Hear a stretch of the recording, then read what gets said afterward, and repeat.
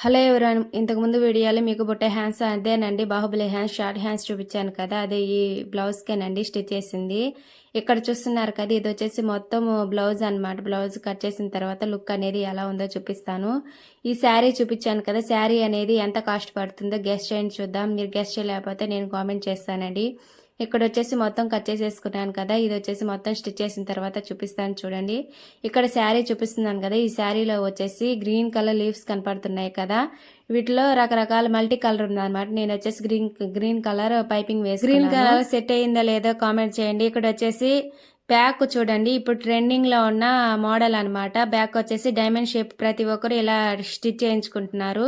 Back వచ్చేసి నేను boat neck ఇట్లా డైమండ్ షేప్ ఇచ్చేసి థ్రెడ్స్ అయినా పెట్టుకోవచ్చు, లేకపోతే బటన్ అయినా పెట్టుకోవచ్చు అనమాట. నేను వచ్చేసి దీనికి బటన్ పెట్టేశాను. లుక్ అనేది ఎలా ఉందో కామెంట్ చేసేసి నచ్చితే ఒక లైక్ చేయండి, సబ్స్క్రైబ్ చేసుకోండి.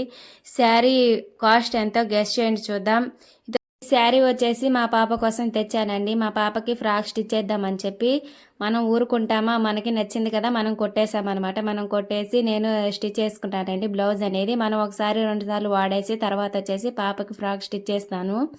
ఈ శారీ నచ్చిందో లేదో కామెంట్ చేసేసేయండి. మీరు ఈ శారీ ఎంత పడిందో గెస్ చేయండి చూద్దాం.